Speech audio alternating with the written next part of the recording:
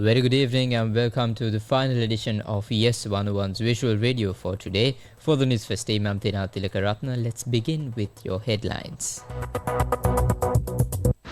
Newsfirst headline. President visits Ambewela dairy farm, directs to enhance tourist facilities. Protests in Colombo, 5 years since Easter Sunday attacks. Easter Sunday bombing investigation, concerns raised. And in news overseas, pregnant woman among civilians killed as Ukraine-Russia train strikes. And in sports, Hamilton second in sprint but qualifies for 18th for Chinese Grand Prix. In our top story, President Ranil Wickremesinghe visited the Ambewela dairy farm this morning to assess its advancement. During his visit, President Ranil Wickremesinghe reviewed the progress of the new development initiatives and inspected the premises where the dairy cows are kept. Afterwards, President Ranil Wickremesinghe engaged in a brief conversation with the staff assessing the incremental growth achieved in Ambewela farm and its contribution to the national economy.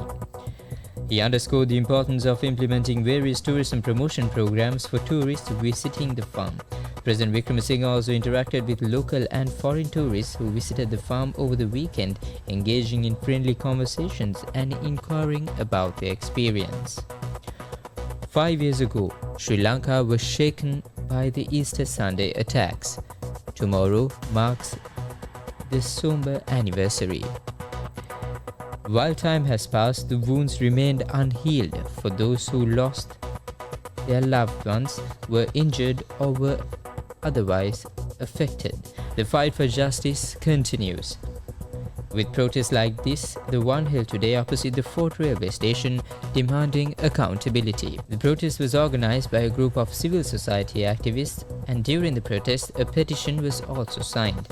Meanwhile, Reverend Father Cyril Gamini Fernando visited the Criminal Investigations Department yesterday to provide a statement regarding the Easter Sunday attacks.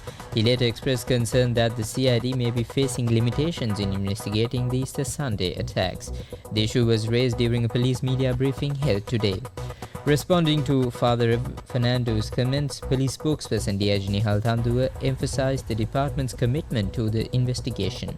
He said, quote, "We acknowledge concerns regarding the investigation's pace and scope. However, it is vital to understand that police investigations involve collaboration with the Attorney General's office, who provide legal guidance throughout the process." DIG Thanduwa further stressed the department's prioritization of all complaints, both recent and historical. In more local news, State Minister of Finance Shehan Semesinghe has emphasized the pressure on many emerging and frontier market economies in terms of maintaining debt sustainability and in terms of financing long-term development and sustainability needs. He also appreciated IMF reforms aiming to support vulnerable middle-income countries in accessing low-cost, long-term financing amidst global financial constraints. The State Minister also highlighted developing nations' initiatives to address climate change.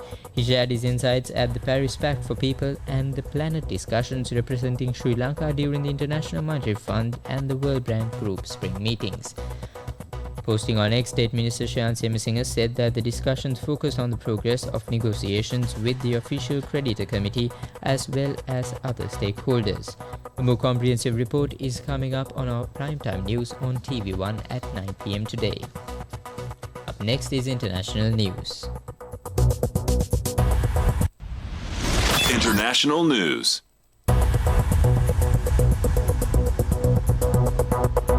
Ukraine launched a wave of drones at Russia in the early hours of Saturday, setting a fuel depot ablaze.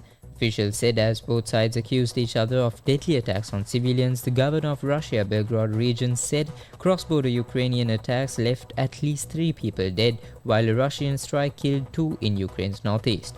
A source told Ukraine's defense sector told foreign media targeted 8 Russians in the region and large-scale drone attacks which was aimed at energy infrastructure that feeds Russia's military-industrial complex.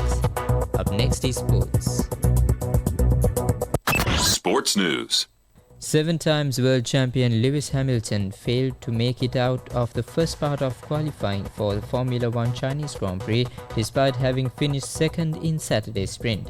The 39-year-old Brighton had told reporters after his second place finish behind Max Verstappen in the race that he had missed the feeling of lining up on the front row and forgotten what it felt like to lead a race. That's all the news we got for you for this edition of Yes 101 Visual Radio. For the Newsfirst team, I'm Tinal Tilakaratna.